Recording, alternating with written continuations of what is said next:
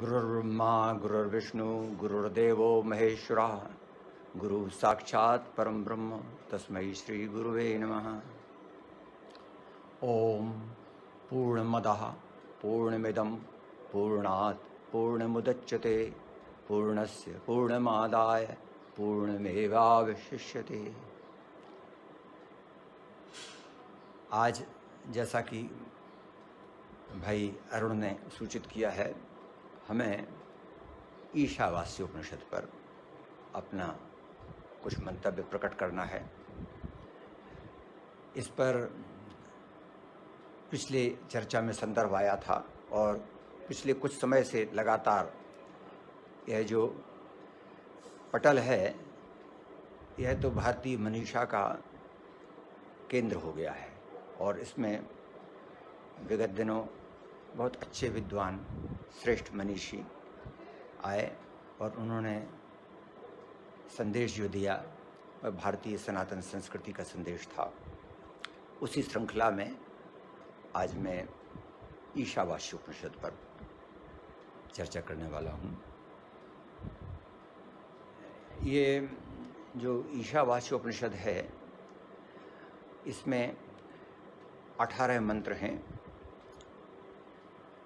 लेकिन ये जो मूल है इसका स्वरूप वह यजुर्वेद में, यजुर्वेद का 40वां अध्याय है। यजुर्वेद का जो 40वां अध्याय है वही यथावत ईशावास्य उपनिषद हो गया है। अंतर केवल इतना है इसमें कि कुछ मंत्रों का क्रम बदला है और जो 40वां अध्याय है यजुर्वेद का उसमें 17 मंत्र हैं और इसमें ईशावास्य उपनिषद में 18 मंत्र हैं। क्रम कुछ बदला हुआ है। ये पहला ऐसा उपनिषद है ईशावास्य उपनिषद जो संहिता भाग है मूलतः। अन्यथा वेदों की जो संहिता भाग हैं, ऋग्वेद, यजुर्वेद, सामवेद, अथर्ववेद, इनके उपनिषद हैं अलग अलग। जिस तरह से इनके ब्राह्मण भी हैं और आरण्यक भी हैं, उसी तरह से उपनिषद भी संहिताओं में विभाजित हैं, बटे हुए हैं, संहिता से संबंधित हैं। एकमात्र उपनिषद ईशावास्य उपनिषद है जो संहिता भी है और उपनिषद भी है। हम सब जानते हैं कि वेद में के 4 भाग हैं। संहिता भाग है जिनमें चारों वेद हुए, फिर आरण्यक हैं, ब्राह्मण हैं, उपनिषद हैं। उपनिषदों को हम वेदांत कहते हैं हमारी परंपरा से वेदांत कहा गया है और इसका कुछ अर्थ ऐसा लगाते हैं कि जो वेद का अंतिम भाग है सो वेदांत हुआ। लेकिन इसका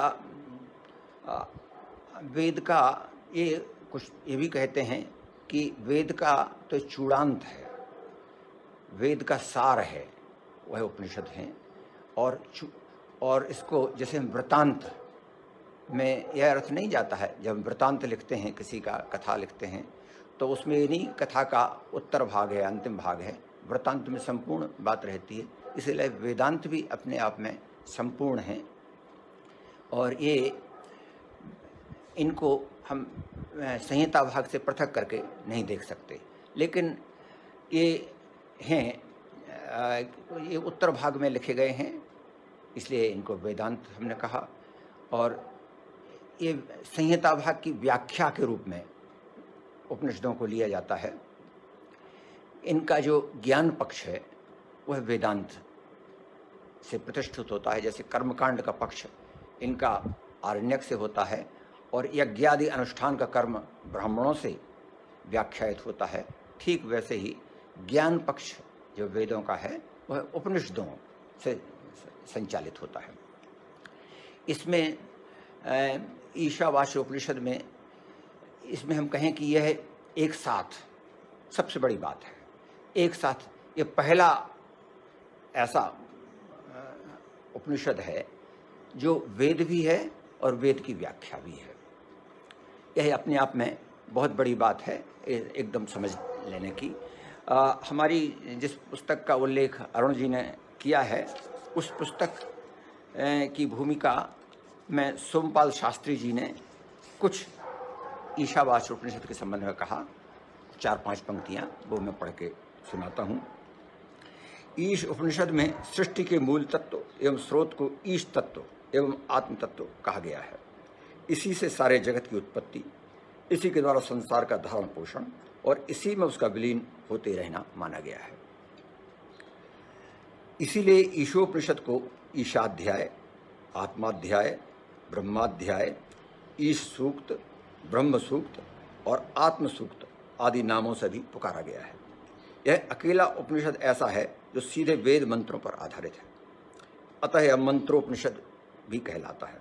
वेद के अंतिम अध्याय की दार्शनिक व्याख्या होने के कारण यह वेदांत दर्शन का वेदांत कहलाता है।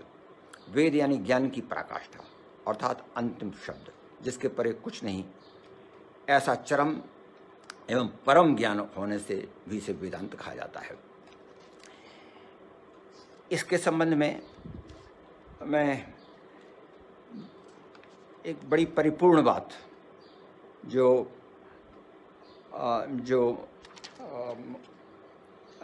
श्री अरविंदो ने कही है, उसको मैं अपनी भूमिका में से पढ़ के सुनाना चाहता हूँ। बहुत महत्वपूर्ण बात है। श्री अरविंदो ने इस उपनिषद के संबंध में ये कहा है, ईशा उपनिषद समस्त परिपूर्णता में संरचित, संपूर्णता में अविकथित और दिव्य संप्रेरणा के तर्कों की विश्व धरोहर है। इसके सिद्धांत तर्कशास्त्र की भांति सामान्य बौद्धिक धारणाओं से उत्पन्न निष्कर्ष न होकर अलौकिक प्रेरणा से उद्भूत स्वतंत्र और सार्वभौमिक आदि कथन है। इसमें प्रत्येक पद ही नहीं, प्रत्येक शब्द अपनी सार्थकता में समेटा जाकर उपयुक्त स्थान पर स्थापित हुआ है। इसके विचार की लयात्मक भाषा काव्य के समानांतर चलती है। परिणामता इसमें ज्ञान और अनुभव की परिपूर्णता, सारगर्भित सूक्ष्मता के साथ साथ एक महाकाव्य की उदात्तता और ऐसे विस्तार को लिए हुए है जिसमें सारवान कहीं कुछ छूटा नहीं है। इस उपनिषद में कहीं भी विचारों की असंगतता और असंबद्धता नहीं है। इसमें एक ही विषय संपूर्ण सारवत्ता और उत्कृष्टता में एक कवि की प्रतिभा तथा भाषाविद की मनीषा में संजोया गया है। ईशा उपनिषद देवलोक का वह आख्यान है जो धरती में समझा और जिया जा सकता है। श्री अरविंदो की इस बात को सुनकर के आप यह विचार कर सकते हैं कि मैंने इस पर विचार करते हुए, इसमें अंग्रेजी में भी है, हिंदी में भी है, क्यों इसका नाम ईश्वर का घर है संसार और अंग्रेजी में world the abode of God इसका रखा। श्री अरविंदो ने जो कहा, ईशा उपनिषद देवलोक का वह आख्यान है जो धरती में समझा और जिया जा सकता है। इतना हम समझ लें कि यदि कहीं हमें भारतीय दर्शन, भारतीय मनीषा, भारतीय ज्ञान को संक्षेप में, सार रूप में, सूत्र रूप में प्रस्तुत करना है, बताना है, तो ईशावास्य उपनिषद वह ग्रंथ है, वह उपनिषद है जिसे हम रख सकते हैं दुनिया के सामने, जिसे प्रस्तुत किया जा सकता है। एक इस संबंध में और बात महत्वपूर्ण है उल्लेख की जाना, जब महात्मा गांधी और विनोबा भावे एक ही जेल में बंद थे, गांधी जी को संस्कृत नहीं आती थी, विनोबा जी को संस्कृत आती थी, बहुत अच्छी आती थी। उन्होंने ईशावास्य वृत्ति नाम से ईशावास्य उपनिषद का भाष्य लिखा है और उसका कारण भी गांधी जी ही थे। जब गांधी जी ने उनसे कहा कि आप हमको सुनाइए, गांधी जी को जेल में विनोबा भावे ने संपूर्ण ईशावास्य उपनिषद सुनाया था, समझाया था और उसके बाद उन्होंने ईशावास्य वृत्ति नाम की एक कृति लिखी थी। उन्होंने जो विनोबा जी ने अपनी ईशावास्य वृत्ति में ईशोपनिषद के संबंध में लिखा है, उसमें वो कहते हैं, मैं ठहरा गीता का पागल। विनोबा जी कह रहे हैं, मैं ठहरा गीता का पागल, शायद इसी से मुझे ऐसा दिखाई देता है, परंतु विस्तार छोड़ देने पर भी हमें इसमें जरा भी संदेह नहीं कि गीता का बीज ईशावास्य है। गीता का बीज उन्होंने कहा है, गीता का मूल, गीता के सूत्र, गीता का दर्शन यदि हमें समझना है तो ईशावास्योपनिषद में जाना होगा। यह विनोबा जी का कहना था। ये संक्षेप में इसकी भूमिका हुई। मेरी चेष्टा ये है कि इसके हम मंत्रों को लेंगे, सभी 18 मंत्रों को, उसमें हमारा हिंदी काव्यानुवाद है, उसको भी मूल मंत्र भी पढ़ेंगे। पिछले समय जब वेद की कुछ सूक्तों पर चर्चा हो रही थी तो किसी ने कहा कि मूल मंत्र भी पढ़ें। मैं मूल मंत्र भी पढ़ूंगा, इसके काव्यानुवाद भी अपना पढ़ूंगा, और यत्किंचित जो इस संबंध में बात हो सकती है, व्याख्यात्मक, विचारात्मक, उसको भी प्रस्तुत करूंगा आप सबके सामने। मैं कोई गुरु नहीं हूँ, कोई आचार्य नहीं हूँ, कोई मनीषी महारथी नहीं हूँ, अध्येता हूँ, केवल अध्येता, एक सामान्य अध्येता। तो उसमें उस अध्ययन परंपरा में ये हमारा ये प्रयास है, चेष्टा है। लेकिन इतना संदेश जरूर मैं देना चाहता हूँ कि ईशावास्योपनिषद का दर्शन हम सबके समझने योग्य है, समझे जाने योग्य है। और यदि हमने इसको पढ़ लिया, इसको समझ लिया, जान लिया, तो यह समझें कि हमने भारतीय ज्ञान भंडार का सार हमारे हाथ में आ गया। यह अपने आप में कितनी अद्भुत बात है। कहीं भी हमको किसी को भी बताने के लिए, समझाने के लिए क्या है भारतीय दर्शन, क्या है भारतीय मनीषा, तो ईशावास्योपनिषद उसके सामने रखा जा सकता है। ये इसमें हमको मिलेगा। अब मैं इसके लेता हूँ, इसमें बहुत सी सामग्री है, जिस तरह से संभाल सकेंगे। और जो राजा रानी जी को मैं देख रहा हूँ, बस आपका ही एक तरह से प्रतीक्षा थी, और बस आप आ गई तो अब एकदम आराम होता है। अब हमको लगता है कि हाँ, इसमें प्रवेश किया जा सकता है ज्ञान के सागर में।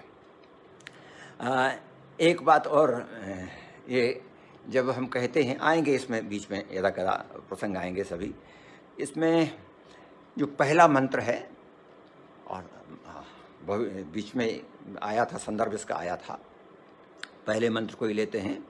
ये वो मैं क्रम बताऊंगा बीच में कि कहाँ क्रम इसका बदल जाता है। जो यजुर्वेद के मंत्र हैं और ईशावास्य उपनिषद के मंत्र हैं। एक बात और हम बीच में प्रसंग में आकर के ले लेंगे। ईशावास्यमिदं सर्वं यत्किंच जगत्याम जगत, ईशावास्यमिदं सर्वं यत्किंच जगत्याम जगत, तेन त्यक्तेन भुञ्जीथा मा गृधा कस्य स्वेद्धनम्। ईशावास्यमिदं सर्वं यत्किंच जगत्याम जगत, तेन त्यक्तेन भुञ्जीथा मा गृधा कस्य स्वेद्धनम्। इसका पहले हमारा हिंदी का काव्यानुवाद सुन लें, फिर इस पर विस्तार से थोड़ी बात करते हैं। ईश्वर का घर है संसार, ईश्वर का घर है संसार, सब कुछ यह जगत जंगम। ईश्वर का घर है संसार, सब कुछ यह जगत जंगम। छोड़कर कर त्याग, अर्पित कर करो तुम उपभोग। छोड़कर कर त्याग, अर्पित कर करो तुम उपभोग। लोभ मत करना, भला यह धन कहाँ किसका है। इसमें 4 चरण इस श्लोक में हैं, और इनमें चारों में ये कहें कि इतना विस्तार हो गया है, इतना हमारे ज्ञान का, कि पराकाष्ठा और सार सर्वस्व उसमें आ जाता है। ये पहले तो उन्होंने यही स्थापना की है, जैसा कि हम जानते हैं, ये सर्वम खल्विदम ब्रह्म नेह नास्ति किंचन, छांदोग्य उपनिषद में यह कहा गया है। और यह हमारा उपनिषदों का, वेद का संदेश है। और यही इसी को बाद में इसमें कहा जा रहा है, ईशावास्यमिदं सर्वम, सर्वम खल्विदं ब्रह्म, जो कुछ है वह ब्रह्म ही है, नेह नास्ति किंचन, इसके अतिरिक्त और कुछ नहीं है। लेकिन ये एक, इसको हमें जोड़ना पड़ेगा। आदि शंकराचार्य ने, उनका एक बड़ा प्रसिद्ध श्लोक है, और उससे ही मायावाद और आदिशंकर के मायावादी दर्शन, की बड़ी व्यवस्था हमारी परंपरा में आई और इस पर बहुत लोगों ने विचार किया और करते रहे हैं, कर रहे हैं। इसमें आदि शंकर का एक बड़ा प्रसिद्ध श्लोक है, श्लोकार्धेन प्रवक्ष्यामि यदुक्तम ग्रंथ कोट भी।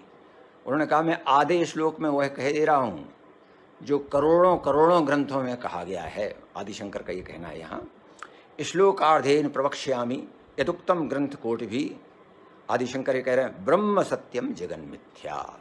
बस श्लोकार्धेन, इस श्लोक के आधे श्लोक में ये कहा उन्होंने, ब्रह्म सत्यम जगन मिथ्या जीवो ब्रह्मैव नापरः। ब्रह्म सत्य है, जगन मिथ्या है।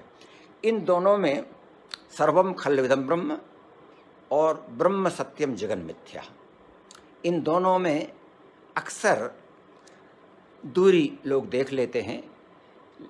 वे तब तक भारतीय दर्शन और भारतीय ज्ञान को नहीं समझ पाएंगे जब तक इनमें संगति नहीं देख लेते हैं, जब तक यह नहीं समझ लेते हैं कि दोनों में एक ही बात कही गई है। प्रश्न उठेगा कि मात्र ब्रह्म सत्य है और जगत मिथ्या है, तब फिर और ये संसार माया की सृष्टि है, मायावाद इसी से आता है।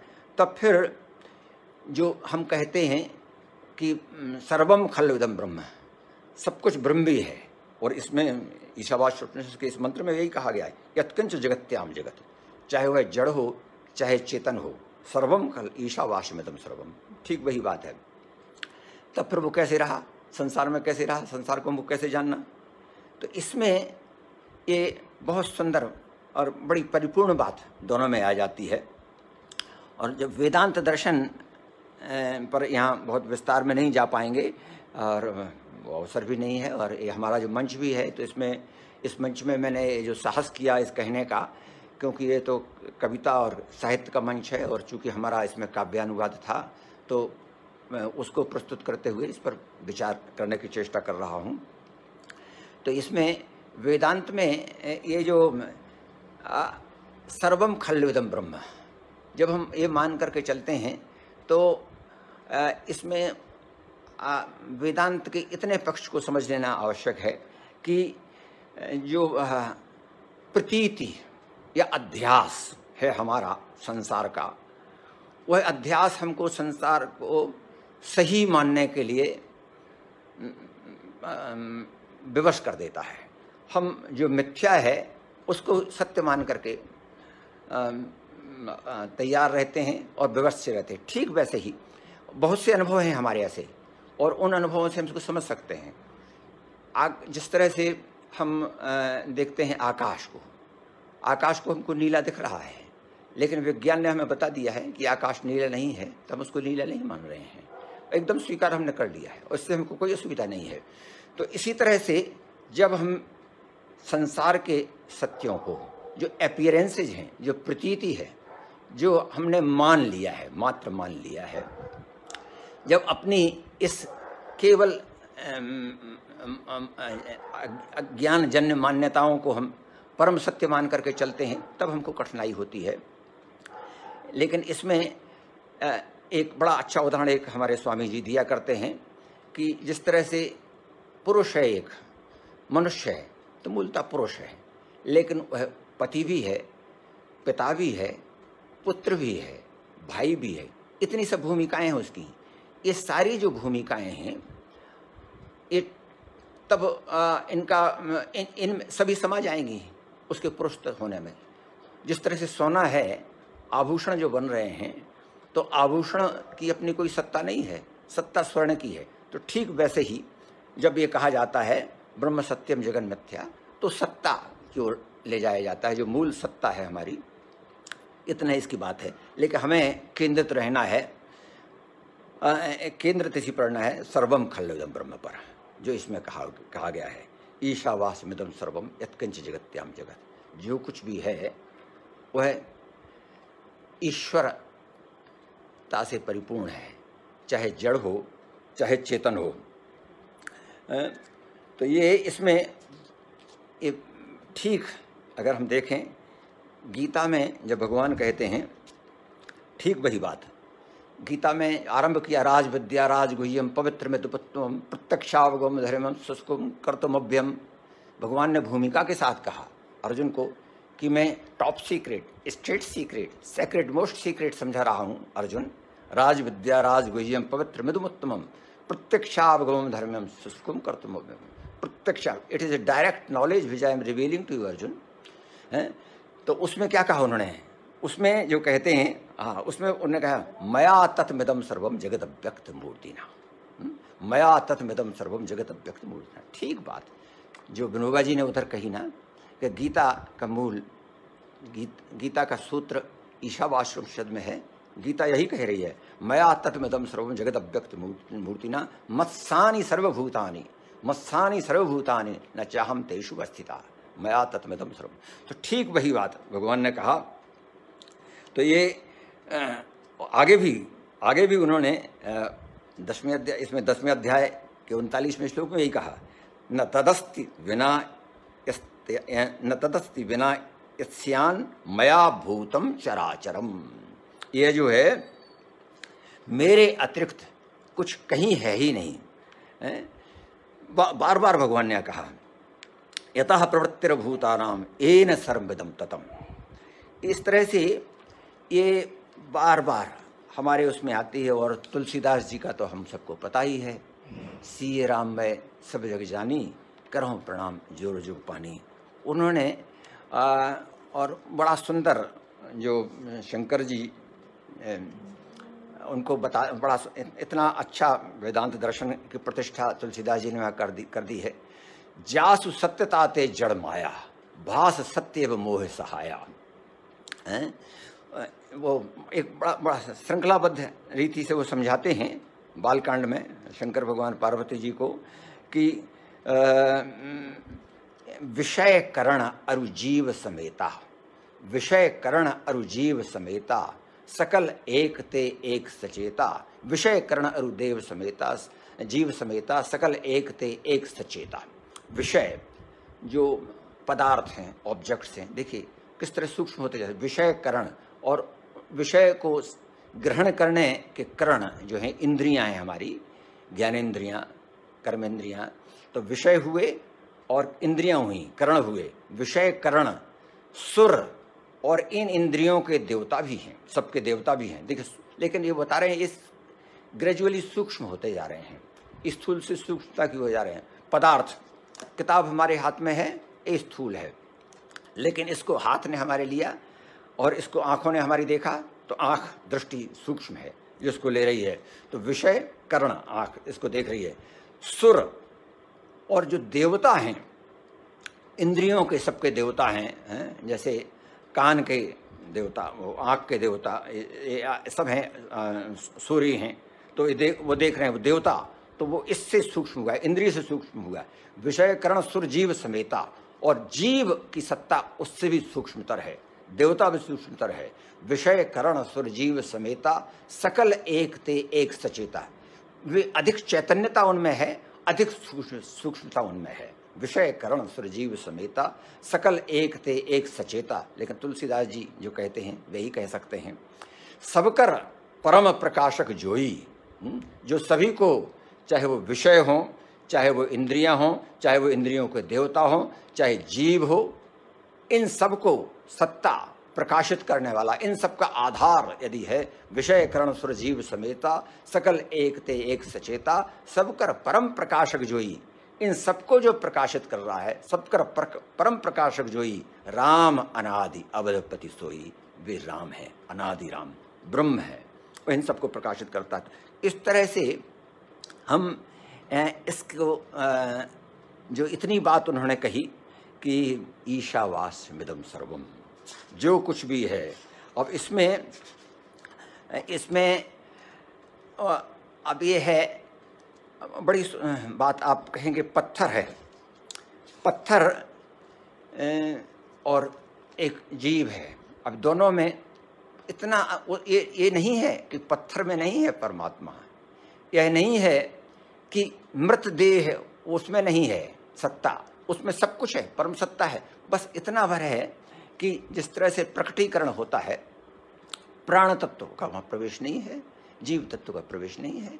तो इसीलिए ये जो कहते हैं कि उसको हम अलग नहीं कर सकते हैं, ईशावास्यमिदं सर्वम यत्किंच जगत्याम जगत, यह जो कुछ भी है ईशावास्यमिदं सर्वम यत्किंच जगत्याम जगत। इसमें फिर एक बड़ी सुंदर बात आती है, तेन त्यक्तेन भुंजी था।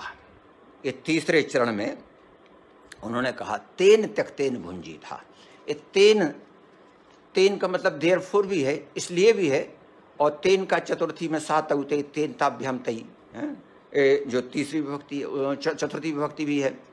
तो इसमें तेन के दोनों ही अर्थ में हमको लेना पड़ा है। तेन त्यक्तेन, therefore you should first offer whatever you have to that who is controlling us, who is the, हम सबका वो नियंता है जो परमेश्वर है, हमें पहले उसको ऑफर करना है, उसको भोग लगाना है। परमात्मा को भोग लगे, भगवान को पहले भगवान को भोग लगाएंगे।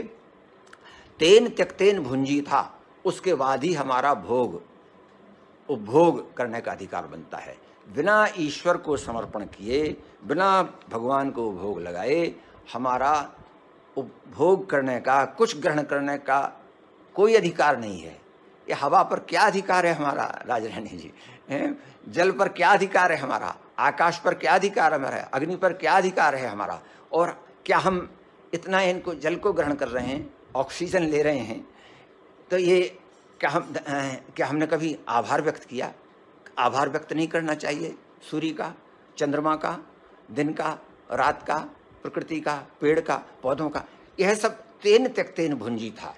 अगर हमने परमात्मा को, जो हमें है, हमारे पास है, ग्रहण करने के पहले, उपभोग के पहले परमात्मा को भोग लगाया, परमात्मा को प्रस्तुत किया, तब हमारे आचरण में पूर्णता है, आचरण में आचरण की उपयुक्तता है। अगर हमने नहीं कि कोई अधिकार ही नहीं है, गीता में कहा ना उन्होंने, गीता में भगवान ने कहा, हाँ ये पचन्ति आत्म कारणात्, वो जो हैं वे चोरी ही कर रहे हैं। ये पचन्ति आत्म कारणात्, जो अपने लिए ही बना रहे हैं, अपने लिए भोजन कर रहे हैं, वो जो हैं उनको उनको कोई, हमें कोई अधिकार ही नहीं है। तो भगवान यही कह रहे हैं तेन त्यक्तेन भुंजी था।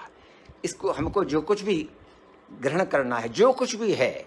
अब देखिए ये ट्रस्टीशिप का सिद्धांत है गांधी जी का, और गांधी जी ने विनोबा जी की प्रेरणा से यहीं से ट्रस्टीशिप का सिद्धांत लिया था।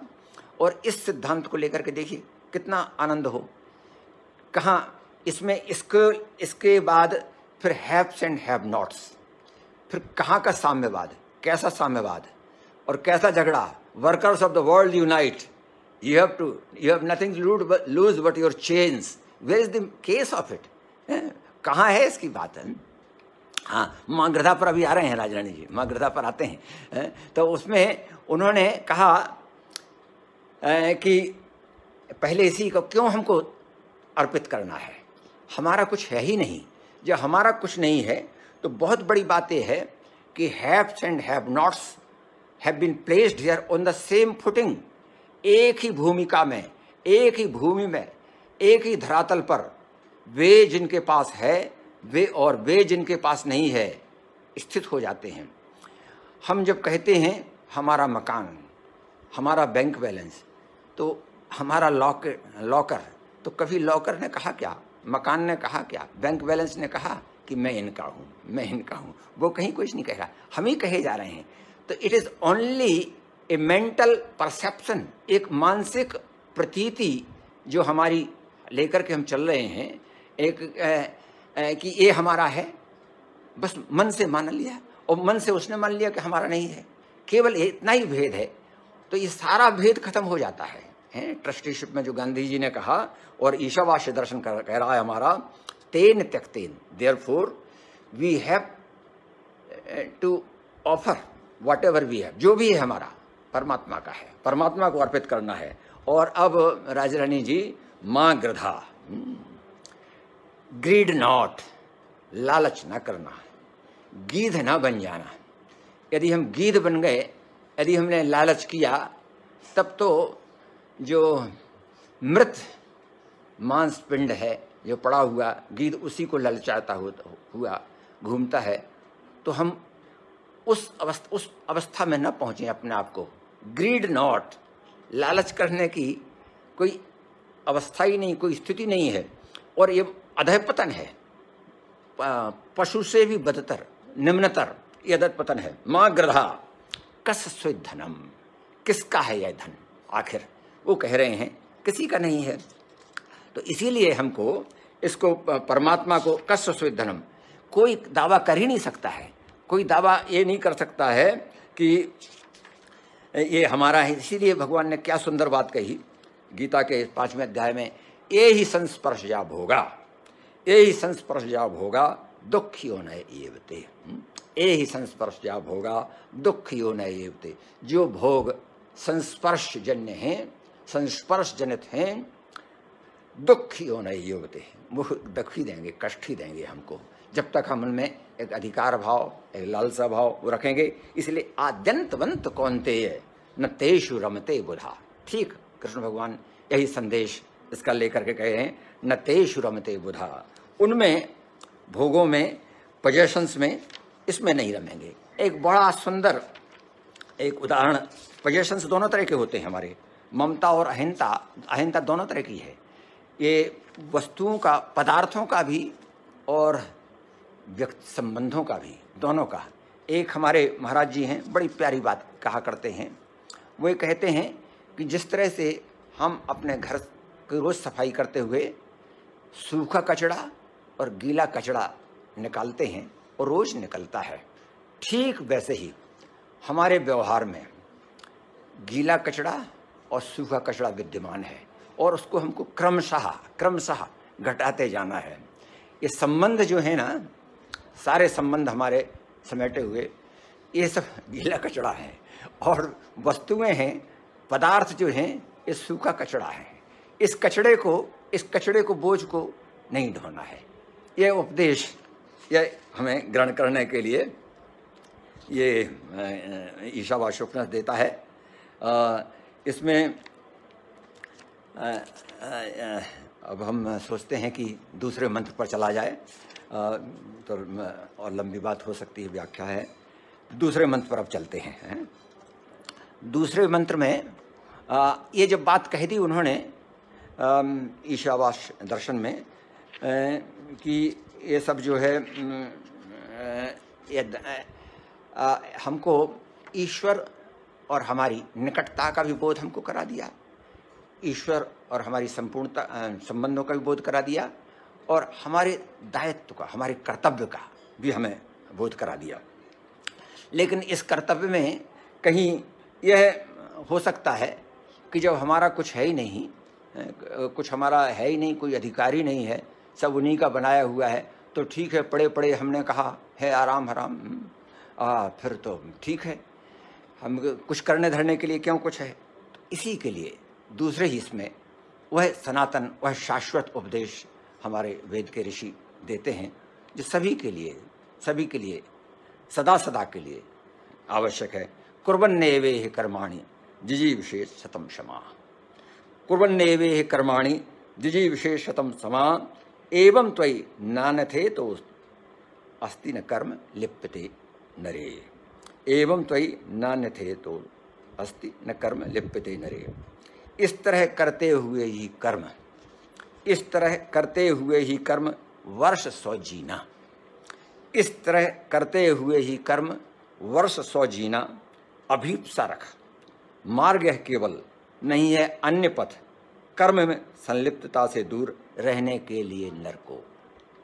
यह जो है कर्म में संलिप्तता से दूर करने के लिए ये बात बताई गई है कि ये जो हम बता देंगे तो ये ज्ञान, ये बोध आपको रहेगा। जो गीता में दर्शन का उन्होंने कर्म की भूमिका भगवान ने बार बार दी और कर्म का बोध कराया, कुशल कर्म के दृष्टांत दिए, तो वे यही और इसी का विस्तार है, इसी दर्शन का विस्तार है। एक वो जो कहते हैं उसमें उन्होंने कहा, एक अर्जुन ने पूछा था, ठीक हमारे मन में जो प्रश्न उठ सकता है कि सब इतना बढ़िया ज्ञान आपने दे दिया, आप भगवान ही सब कुछ, आपको समर्पित हम कर देंगे, फिर हमको कुछ करने की क्यों ज़रूरत है। तो तीसरे अध्याय के आरंभ में ही अर्जुन ने इसलिए प्रश्न पूछा था, जैसी चेत कर्मणास्ते जैसी चेत कर्मणास्ते मता बुद्धिर जनार्दन तत्किम कर्मणि घोरे माम नियोजसी केशव। यदि कर्म से ज्ञान श्रेष्ठ है हे जनार्दन, तो मुझे इस घोर कर्म में आप क्यों प्रयुक्त कर रहे हो, क्यों नहीं लगा रहे हो, कर रहे हो। ये उसमें उन्होंने पूछा था। इसी को लेकर के उन्होंने कहा नहीं, काम तो करना पड़ेगा, कर्म तो आपको करना पड़ेगा, और ये 100 वर्ष तक कर्म करना पड़ेगा, और 100 वर्ष तक आपको पूरे आत्मबोध के साथ जागृत अवस्था में कर्म करना पड़ेगा, पूरे आपको सचेत रहते हुए। जो ऋग्वेद इसमें कहा गया ना, जीवंतु श्रद्धा सतम, और इसमें तो ये कहा ऋग्वेद मंडल में 1 के 69 में, उसमें देवताओं कान से हम सुने शुभ कल्याण कर, भद्रम कर्णे विष्णुयाम देवा भद्रेम पश्चिम अक्षिभ्रजत्रा। देवताओं कान से हम सुने शुभ कल्याण कर, आँख से हम लखें शुभ सुरपूज्य, अंग दृढ़ हों, ऐसा नहीं, स्वस्थ रहना पड़ेगा, अंग दृढ़ हों, प्रार्थना रख सदा हम करें संपूर्ण अपने आयु के 100 वर्ष। पूरी चैतन्यता में, पूरी जागृत अवस्था में ये हमको काम करना है। तो ये इसका समाधान एकदम गीता पूरी अच्छी तरह से कर देती है कि आपको काम करना है। और फिर उन्होंने ये सर्वभूतात्मा कुर्वन्नपि न लिप्यते, ये जो कहा उन्होंने कि तुमको कुर्वन्नेवे, इस तरह से कर्म करना है, तो वही बात कही है, सर्वभूतात्मा कुर्वन्नपि न लिप्यते। जब एक कोई मान लेता है ये जो सर्वभूतात्मा, यह जो परमात्मा है, सभी भूतों में है, सभी प्राणियों में है, सर्वत्र है, और वह अनन्य भाव, भगवान राम कहते ना, सेवक मम अनन्य प्रिय सो। जब उन्होंने कह दिया हनुमान जी से कि मुझे सेवक तुम जैसे बहुत अनन्य हैं, तो अनन्य की परिभाषा भी भगवान ने दी वहाँ पर, बड़ी प्यारी परिभाषा दी। सो अनन्य जाके अस मति न टरे हनुमंत, सो अनन्य जाके अस मति न टरे हनुमंत, मैं सेवक सचराचर रूप स्वामी भगवंत। भगवान ही इन सारे संसार की फॉर्म्स एंड नेम्स के आधार हैं, वही आधार दे रहे हैं इनको, नाम और रूपों के जगत को। तो और वह मैं सेवक सचराचर हूँ, मैं उसका सेवक हूँ। वह समर्पण भाव जब आ जाएगा, तब आपके कर्म में सुपीरियरिटी, एक श्रेष्ठता होगी, और फिर वो कुर्वन्नपि न लिप्यते, फिर कर्म में वह लिप्त नहीं हो पाएगा।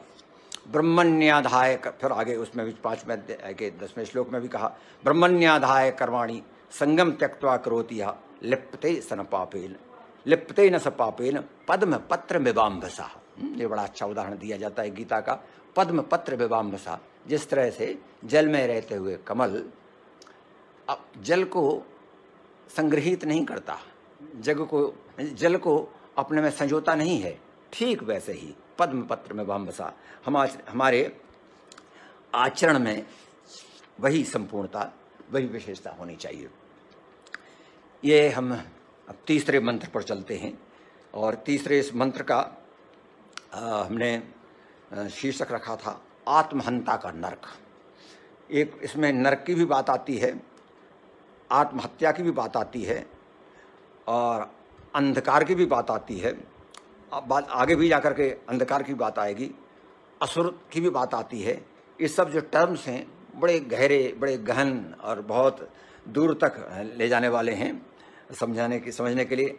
असुरियानाम ते लोका अंधेन तमसावृता, असुरियानाम ते लोका अंधेन तमसावृता तांस्ते प्रेत्यभिगच्छन्ति, असुरियानाम ते लोका अंधेन तमसावृता तांस्ते प्रेत्यभिगच्छन्ति एके चात्मनोह जना। वे जो हैं वे बिल्कुल आत्महंता हैं, लेकिन उसको हम समझेंगे। और असुरी घने गहरे अंध असुर लोकों में, घने गहरे अंध असुर लोकों में मृत्यु के पश्चात जाते वे सभी आत्महंता जो हुआ करते। जो आत्महंता हैं उनको तो बिल्कुल घने गहरे नरक में ही जाना है नियति उनकी। अब ये कौन है? यह स्वर्ग और नरक का जब हम इसमें गहराई से विचार करते हैं तो ये वास्तव में और हमारे ही शास्त्रों से समझ में आ जाती है कि अच्छा बुरा, सत असत, स्वर्ग नरक, कार्य और कारण, यह जो इसमें भी आगे आएगा, संभूति असंभूति, विद्या अविद्या, इसमें आगे आते हैं। तो ये सारे जो भेद हमने बना के रखे हुए हैं ये सब ऊपरी हैं। गहराई में जाने के लिए, गहराई में जाते हुए इनका अर्थ नहीं बनता। एक तो असुर जो है, असुर के बारे में कभी और चर्चा होगी, किसी समय हम बताएंगे। वेद में देवताओं के लिए भी और यहाँ तक कि राम के लिए ही, इंद्र के लिए भी असुर संबोधन किया गया। किसी ने पूछा था और इस पर हमारा है एक लंबा विचार करीब, तो उस पर तो इसमें इसलिए असुर का मतलब हम राक्षसी ना माने। यहाँ एक प्राण वत्ता से अर्थ इसका लेते हैं, फिजिकल जिनकी आइडेंटिटी में फोकस है। तो ये मान लें कि मटीरियलिस्टिक हैं, जो भौतिकतावादी हैं। और गीता में इसको थोड़ा सा समझाया है 16वें अध्याय में, द्वौ भूत सर्गौ लोके अस्मिन् दैव आसुर एव च। इस लोक में असुर और दैव दो तरह के लोग हैं और उसमें उन्होंने थोड़ा काफ़ी विस्तार से इसमें बताया हुआ है। लेकिन इसमें जो बता रहे हैं ये उनको उनके लिए असुर, उनके लिए नरक की बात कही जा रही है। और ये कहें अब समझने के लिए, नरक जैसी इसमें परिकल्पना है नहीं, कहें अधः पतन, और ये कहें मृत्यु जैसे हम कह सकते हैं, उनके लिए बात कही जा रही है जो अंधेन तमसावृता, जो तमस, अंध तमस से आवृत हैं।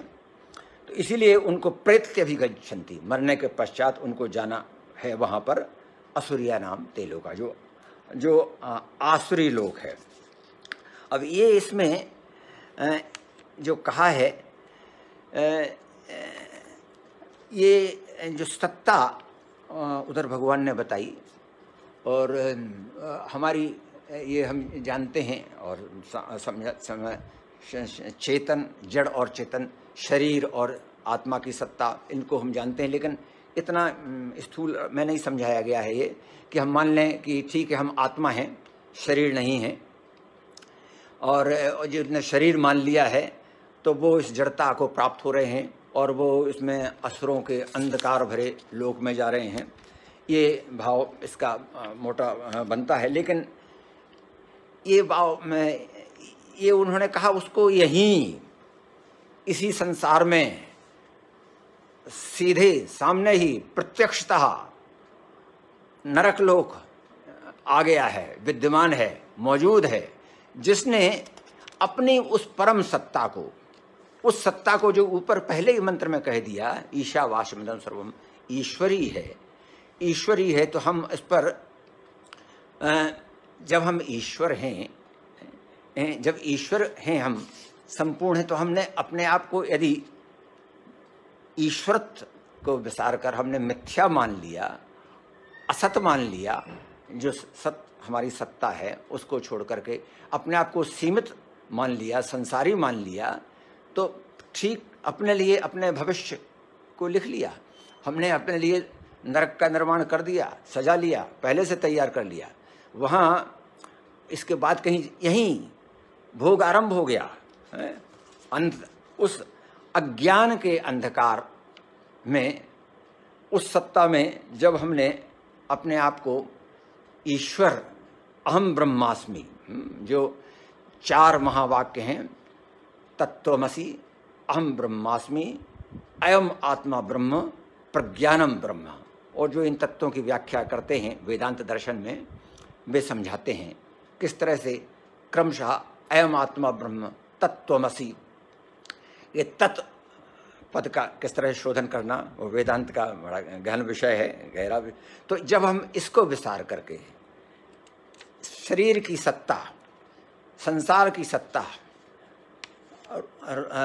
रूप और नाम की सत्ता, नाम में हमने ये मान लीजिए बड़ा सुंदर भेद बनता है हमारे दर्शन के चिंतन में। रूप तो होता है पदार्थों का, संसार का। संसार को समझने के लिए हम रूप, नाना प्रकार के रूप देखते हैं, अनुभव करते हैं। और नाम जो है, नाम हम चैतन्य को देते हैं, जितने होता है उसमें चैतन्यता फूंकते हैं, चैतन्यता को प्रोजेक्ट करते हैं, तो उसको नाम देते हैं। तो ये रूप नाम जो है, जो ये कहें जो दृष्टा भाव जिसमें है, दृष्टा जो है उसको जो भोगता है या दृष्टा है, तो वह नाम लिए चल रहा है और रूप का भोग करना चाहता, रूप का अनुभव करना चाहता, आदि आदि। ये तो ये वो जो उन्होंने कहा कि वो तो बिल्कुल आत्महत्या कर ही बैठा है, यहीं कर बैठा है। अब ये शरीर की हत्या की बात नहीं है, क्योंकि शरीर की तो क्या हत्या कोई कर सकता है, और आत्मा की भी क्या हत्या कर सकता है। लेकिन ये वेद के ऋषि का कहना ये है कि वो इसकी और शरीर की हत्या तो होने का सवाल ही नहीं उठता है, क्योंकि वो कोई नष्ट कुछ कर ही नहीं सकता। लेकिन ये काम जरूर उसने किया। इतना जो अपने अज्ञान से, मोहजनित अज्ञान से, वह अपनी प्रतीति से जो है नहीं, जिसका अस्तित्व नहीं है, उसे सब कुछ मान करके उस तक ही सीमित होकर रह जाता है। तो ये जो ठीक वही बात है गीता के 6वें अध्याय में भगवान ने अर्जुन को एकदम समझाई थी। उद्धरेदात्मनात्मानम नात्मानम अवसादेत, उद्धरेतात्मनात्मानम नात्मान अवसादेत, आत्मैव हि आत्मनो बंधु रात्मैव रिपुरात्मना। वह शत्रु का काम कर रहा है अपने आप, आत्महत्या स्वयं करके, अपनी हत्या करके, अपने ऐसा आचरण करके, ऐसी प्रतीति लेकर के यदि चल रहा है तो वह आत्महंता हो गया है। इसीलिए उन्होंने इसके पहले ये कहा था, बंधुरात्मात् मनस्तस्य एनात्मैवात्मना जिता। जिसने अपने आप को, और यहाँ अपने आप को जीतने का उस अज्ञान के परे जा करके शुद्ध ज्ञान की प्रतिष्ठा की बात है, जिसमें हमें मानेंगे कि ब्रह्मैव नापरा, ब्रह्म के अतिरिक्त और कुछ नहीं है, ब्रह्म सत्यम जगन्मिथ्या तत्त्वमसि अहम प्रज्ञानम ब्रह्म अयम आत्मा ब्रह्म। ये भगवान ने इस तीसरे मंत्र में कहा है। अब चौथे मंत्र की बात हम समझते हैं, हो सकती है आगे फिर थोड़ा धीरे चलते हैं और नहीं होगा तो कल। पहले मैंने सोचा था कि कोशिश करेंगे पूर्ण, लेकिन कुछ बात तो इसकी विचार हो, और हम समझते हैं कि जब अब विचार ऐसे करते हैं तो आप सब बहुत बुद्धिमान और बहुत उत्कृष्ट कोटि के लोग सब परस्पर करेंगे, और इस तरह से एक हमारा जो मास्टर माइंड बन सकता है, बनना चाहिए, बनता है, तो हम सब एक साथ हमारी प्रगति हमें इसमें प्राप्त होती है। एक चौथा जो मंत्र है इसका, सृष्टि का आदि बिंदु, ये अनेज देकम मनसो जवीयो, अनेज देकम मनसो जवीयो नैनत देवा आपनुवन पूर्ववर्षत। अनेज देकम मनसो जवीयो नैनत देवा आपनुवन पूर्ववर्षत, तद्धावतो अन्यानत्तेति तिष्ठत तस्मिन्नपो मातृश्वा दधाति। तिष्ठत तस्मिन्नपो मातृश्वा दधाति।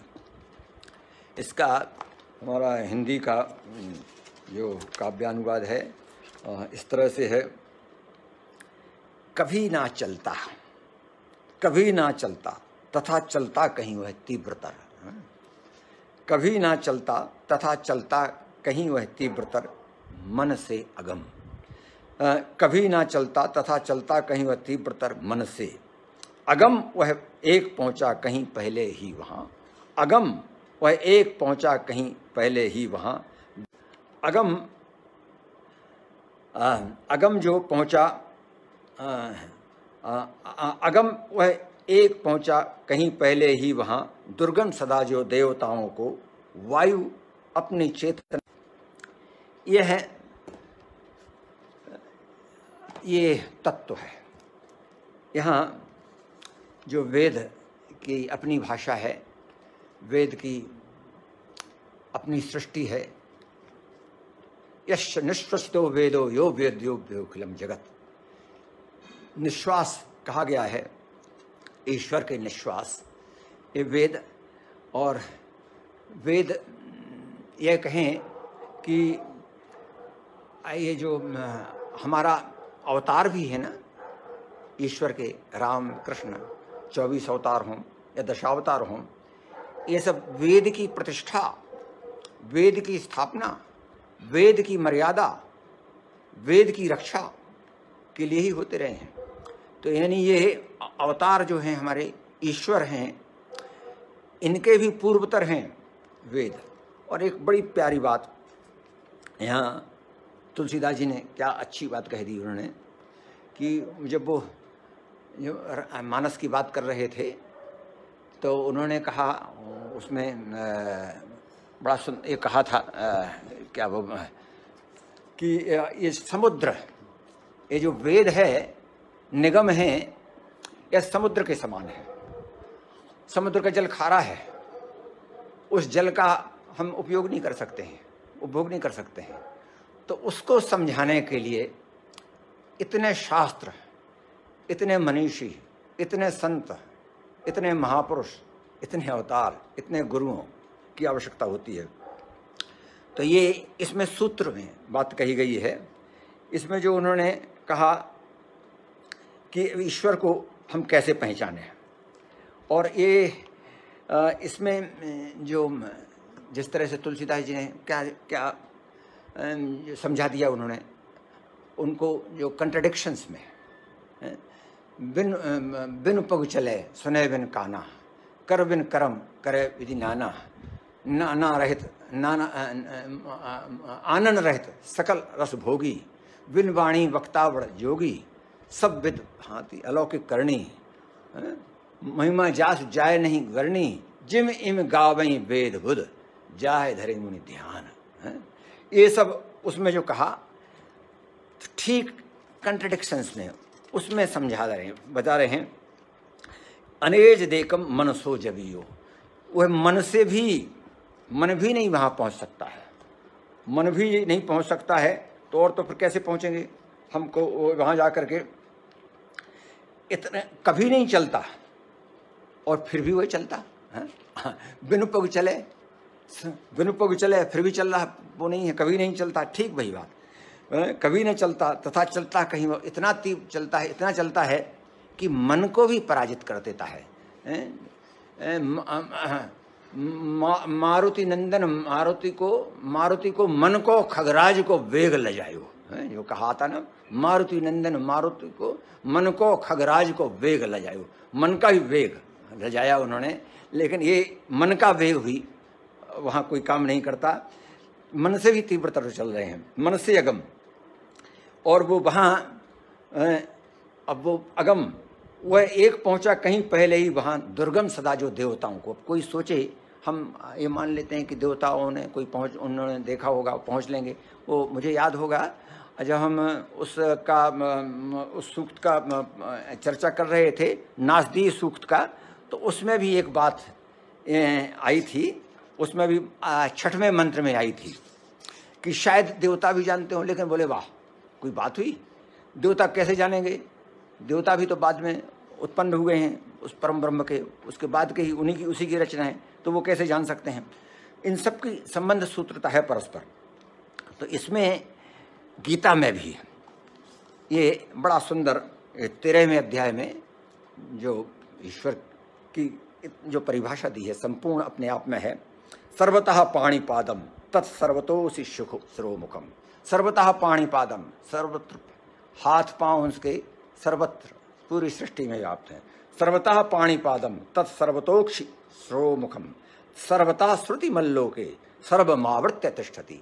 ईशावास्यमिदं सर्वम सर्वमावृत्य तिष्ठति। बिल्कुल वही बात इसमें कही गई है। सर्वतः पाणिपादम तत्सर्वतोक्षि शिरोमुखम सर्वतः स्मृति मल्लोके सर्वमावृत्य तिष्ठति। सर्वेन्द्रिय गुणाभासम सर्वेन्द्रिय विवर्जितम,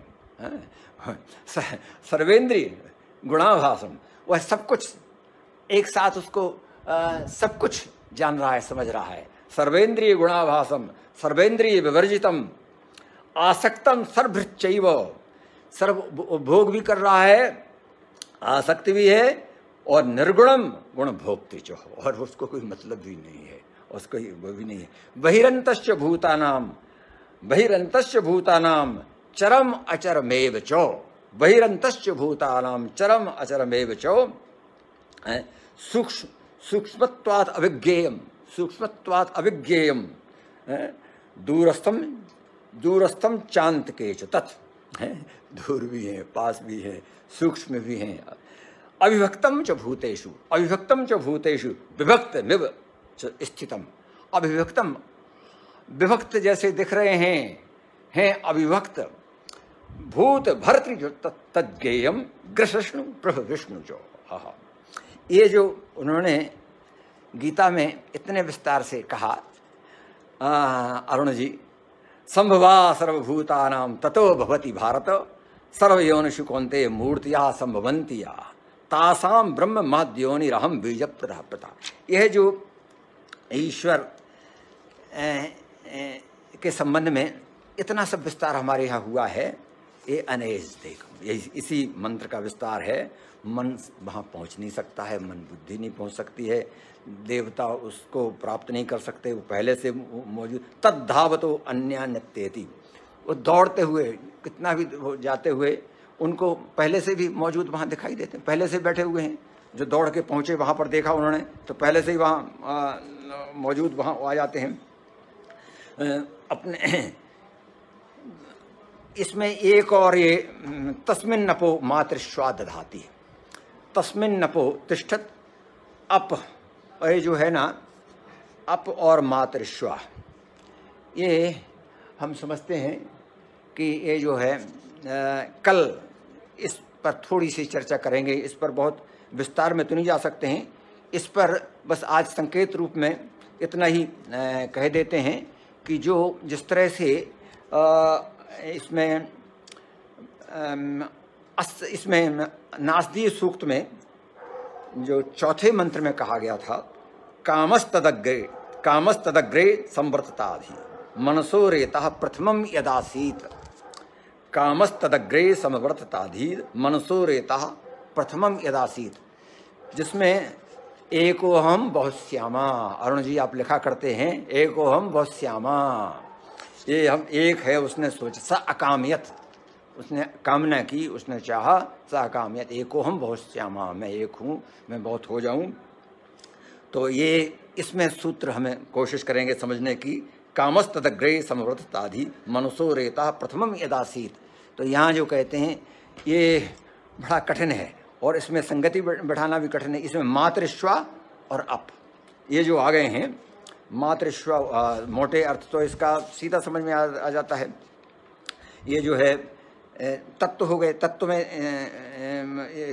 दो तत्व आ गए इसमें, लेकिन इनका मातृश्वा और अप जल और वायु, इन दोनों का वही इनका आधार है, कारण है, और इस तरह से विस्तार होता है। इस पर चर्चा अब कल करेंगे। आज इतनी बात हुई और हमको पता नहीं कितना कुछ कहा, बहुत संक्षेप में ही कुछ कह पाए और आधा अधूरा रहा होगा। आपको बहुत बहुत प्रणाम, बहुत बहुत नमस्कार। यह अवसर मिला, विचार का ही अवसर है और कुछ कहने की सामर्थ्य नहीं है। बहुत बहुत धन्यवाद। ओम पूर्णमदः पूर्णमिदं पूर्णात् पूर्णमुदच्यते पूर्णस्य पूर्णमादाय पूर्णमेवावशिष्यते। ओम शांति शांति शांति।